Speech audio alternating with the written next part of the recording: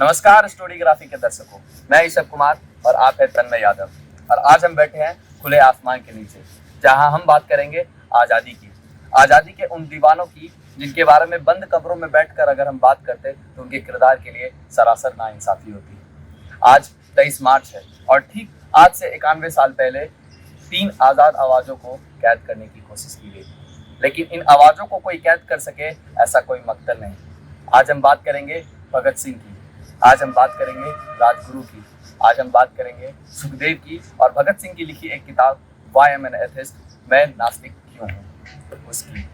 तो हाजरीन, पेश करते हैं आपके सामने वो अमर गाथा शहीद आज़ाद की। आबो हवा जहर है, चारों तरफ कहर है।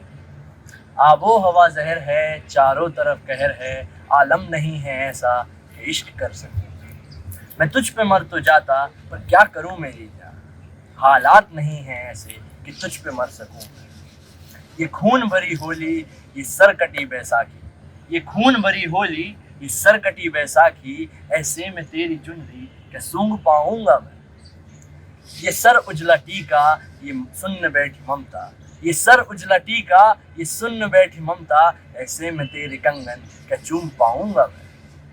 ईसा की ले गवाही, गौतम की ले गवाही। ईसा की ले गवाही, गौतम की ले गवाही। हजरत कबीर नानक के मन की ले गवाही।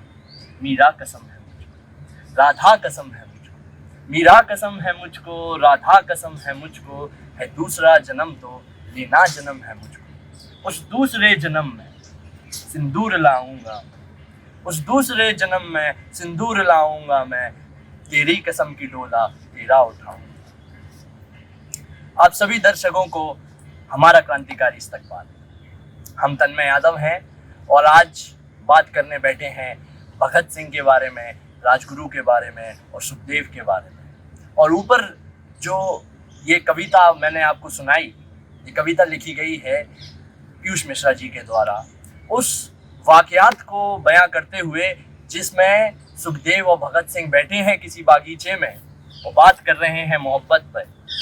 तब सुखदेव बोलते हैं भगत सिंह से कि हे भगत, तुझे क्या लगता है मोहब्बत हम क्रांतिकारियों के लिए बनी ही नहीं?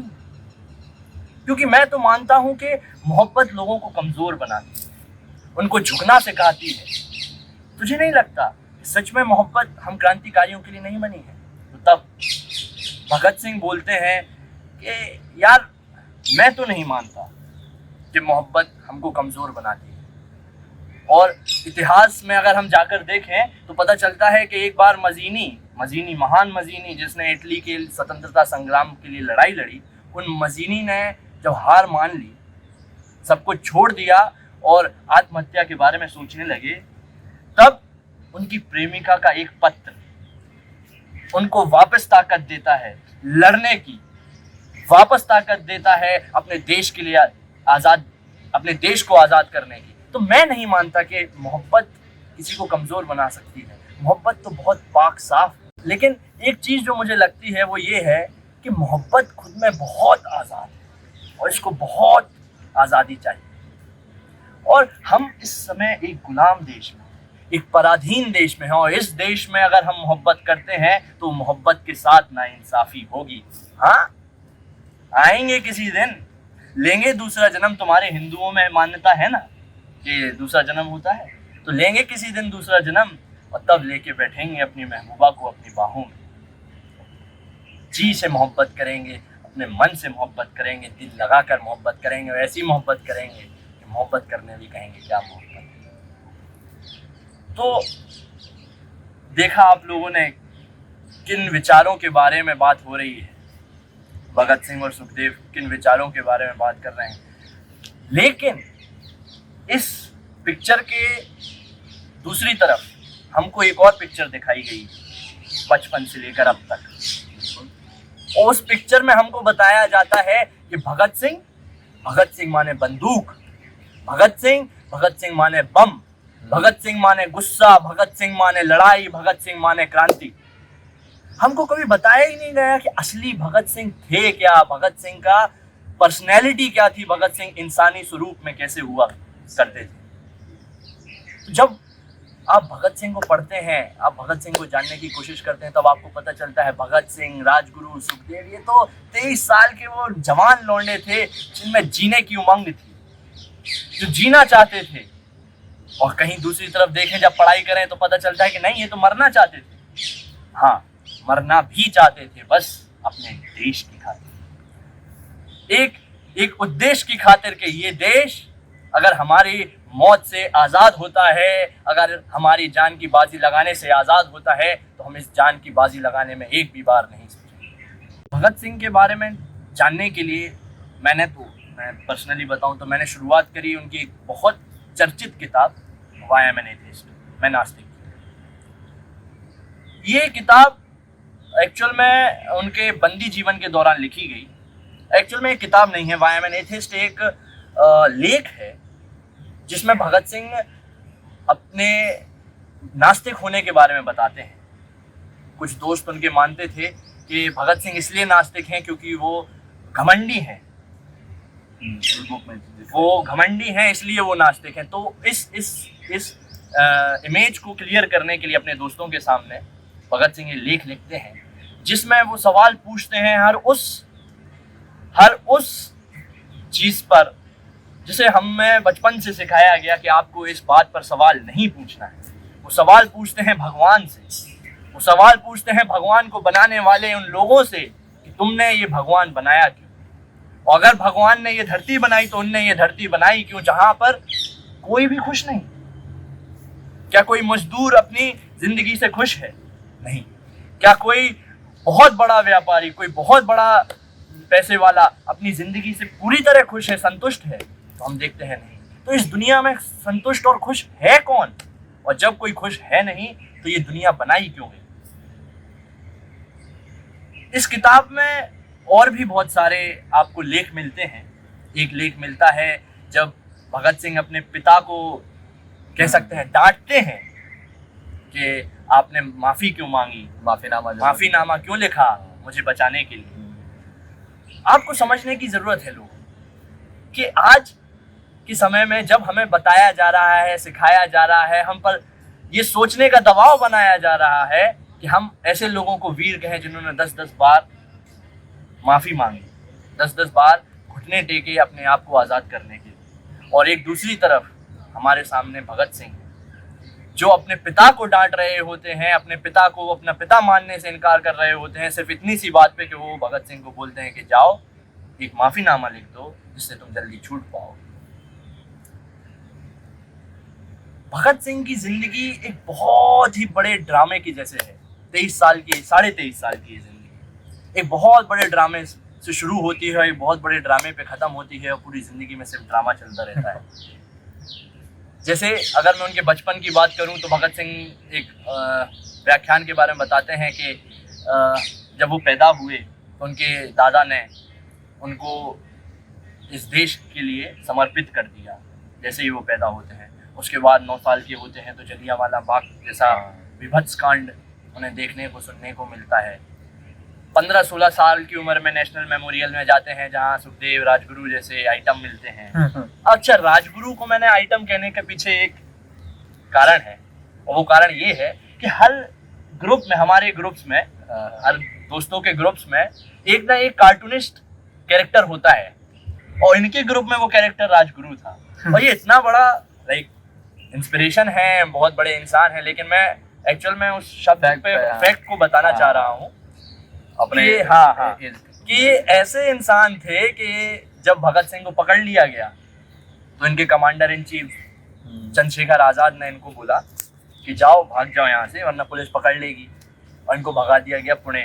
तो इतना खतरनाक इंसान था कि पुणे में एक हॉकी के मैच के दौरान जाता है और पूरी जनता को पिस्टल दे दे के दिखाता है कि देखो ये वही पिस्टल है जिससे हमने सैंडर्स को गोली मारी। तो कोई खौफ नहीं, कोई डर नहीं, किसी चीज का भय नहीं, बस एक पागलपन था।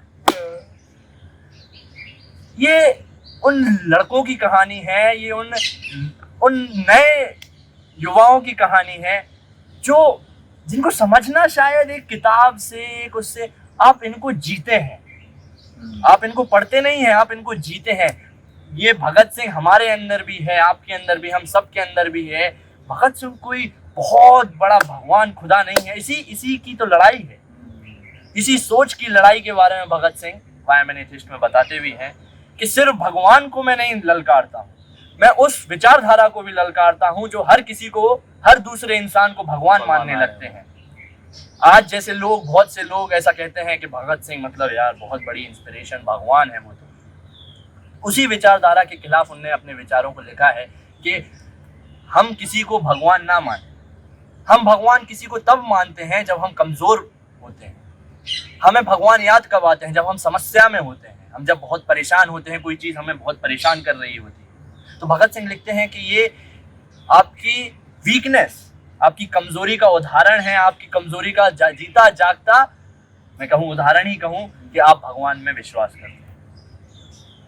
अब लोग बोलेंगे कि भगत सिंह तो नास्तिक थे, मैं इन पे नहीं मानता, क्योंकि आज जैसा देश चल रहा है इसमें धर्म को बड़ी परवाह दी जा रही है, बहुत ज्यादा धर्म को, जातियों को बड़ी परवाह दी जा रही है। मतलब आप सोचिए, आज से 91 साल पहले एक इंसान इन सारी चीजों को ललकार रहा था और इस देश की कल्पना कर रहा था कि गोरे तो चले जाएंगे, भूरे आ जाएंगे और इस देश में कुछ नहीं बदलेगा। तब भी धर्म का बंटवारा था, आज भी धर्म का बंटवारा है और आज उसकी भविष्यवाणी सही हुई।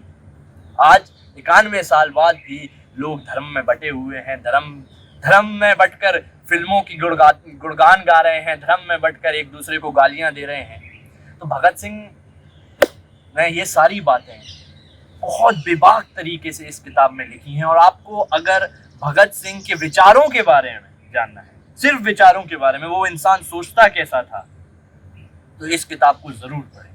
बहुत छोटी सी किताब है, 116 पेज की एक किताब है, जिसमें आपको वायमन एथिस्ट के अलावा और भी बहुत सारे लेख मिल जाएंगे, लेटर्स मिल जाएंगे, अपने दोस्तों को लिखे गए लेटर्स, अपने क्रांतिकारी लोगों को लिखे गए लेटर्स, बहुत सारे आपको। और मंजर ऐसा था उस समय, इतनी, मैं ड्रामे की बात कर रहा था, इनका जीवन एक ड्रामा था, अंत की बात तो करते ही हैं कि अंत तो इतना दर्दनाक था, इतना खतरनाक था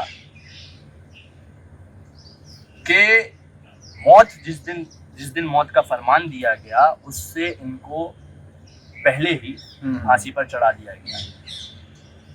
नियमों के हिसाब से किसी को भी फांसी पर शाम में नहीं चढ़ाया जाता है, लेकिन लाहौर जेल के बाहर इतनी भीड़, इतना गुस्सा था लोगों में कि अंग्रेजों ने खौफ में आकर इन तीनों को शाम में ही फांसी दे दी।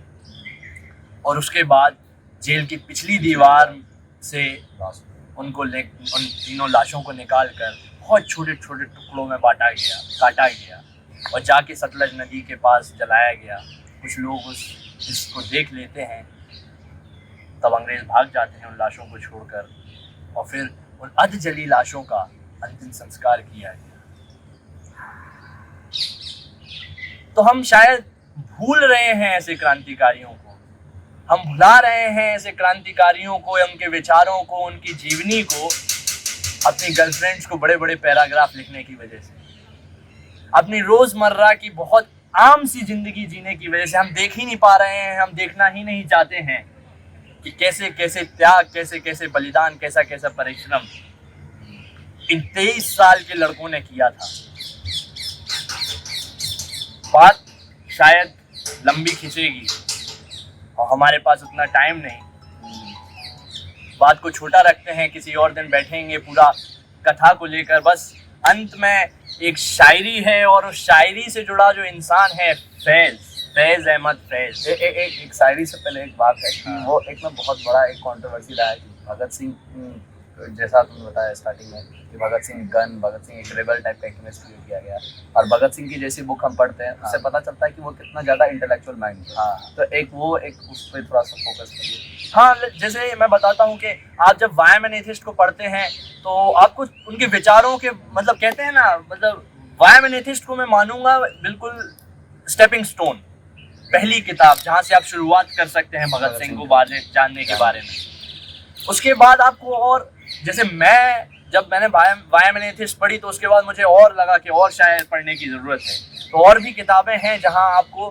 बहुत सारे दस्तावेज, बहुत सारे भगत सिंह के जीवनी के बारे में हमको ज़्यादा इसलिए नहीं मिलता क्योंकि इनके दस्तावेजों को मिटा दिया गया, इनकी आवाज़ को दबाने की कोशिश की गई, चाहे वो अंग्रेज़ों के द्वारा हो या कांग्रेस के द्वारा हो या किसी के भी द्वारा हो। इनकी जिंदगी को लोगों के जहन से खत्म करने की कोशिश की। लेकिन फिर भी कुछ लोगों ने उनके बारे में लिखा है, जैसे एक किताब मुझे याद आ रही है चमन लाल साहब की, द भगत सिंह लीडर करके, काफ़ी बड़ी बुक है, 650 पेजेस की वो बुक है। उस बहुत डिटेल्ड है, एक एक लेटर है भगत सिंह का, अपनी माँ के बारे में लिखते हैं, अपने पिता के बारे में लिखते हैं, अपने परिवार के बारे में लिखते हैं, अपने दोस्तों को लिखे गए पत्र हैं, बहुत सारे पत्र हैं। उसके बाद मुझे याद आती है शिव वर्मा, इनके ही एक क्रांतिकारी साथी थे जिनको फांसी तो नहीं हुई थी लेकिन कारावास हुआ था। उसके बाद आज़ाद होने के बाद, देश आज़ाद होने के बाद उन्होंने और भी किताबें लिखी भगत सिंह के ऊपर, जिसमें से एक है द भगत सिंह बाय शिव वर्मा।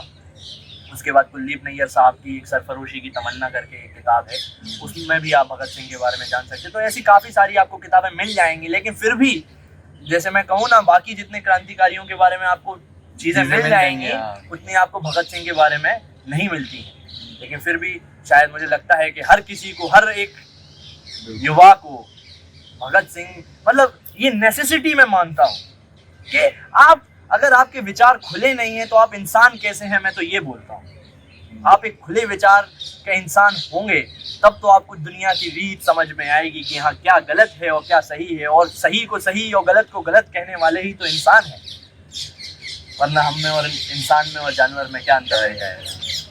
तो मैं जैसे बताया कि बहुत सारी ऐसी चीज़ें हैं जिनको शायद समेटना एक वीडियो में मुमकिन तो नहीं है, तो किसी और दिन बैठते हैं। लेकिन आज ख़त्म करते हैं इस वीडियो को। एक बहुत छोटी सी एक शायरी है, और वो शायरी के पीछे एक कहानी है। तो कमेंट्स में मैं चाहूँगा कि आप उस कहानी को कोई भी दर्शक बताने की कोशिश करे। ये शायरी है फैज़ अहमद फैज़ साहब की, उर्दू के जाने माने शायर हैं, बहुत बड़ा नाम है। उन्होंने एक शायरी लिखी थी इन 3 क्रांतिकारियों के लिए। वो शायरी कुछ इस तरह है कि जिस धज से कोई मक्तल में गया वो जान सलामत रहती है। जिस धज से कोई मक्तल में गया वो जान सलामत रहती है। ये जान तो आनी जानी है, इस जान की कोई बात नहीं। धन्यवाद, और आप सभी को मेरा इंकलाब जिंदाबाद। आप सबका बहुत बहुत धन्यवाद। और अगर वीडियो अच्छा लगे तो वीडियो को शेयर कीजिए। और बुक, आप लोगों को जितने भी बुक्स बताए गए हैं सारे आपको लिंक डिस्क्रिप्शन में मिल जाएंगे। अगर आपको वीडियो अच्छा लगा तो वीडियो को लाइक कीजिए, शेयर कीजिए और कमेंट कीजिए। और बुक पढ़ने के बाद मुझे कमेंट बॉक्स में ज़रूर बताइए कि आपको ये बुक्स कैसे लगी। तब तक के लिए thank you guys, thank you so much. इंकलाब जिंदाबाद। दीप जिसका मोहल्ला ही में जले, चंद लोगों की खुशियों को लेकर चले। वो जो साए में हर मसलहत के पले, ऐसे दस्तूर को, सुबह बेनूर को मैं नहीं मानता, मैं नहीं जानता।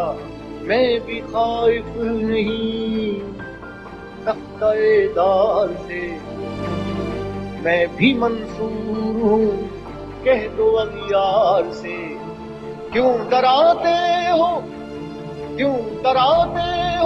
जिंदों की दीवार से, क्यों डराते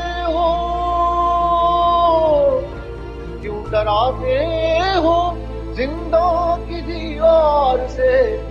उल्टी बात को, कहती रात को मैं नहीं मानता, मैं नहीं जानता।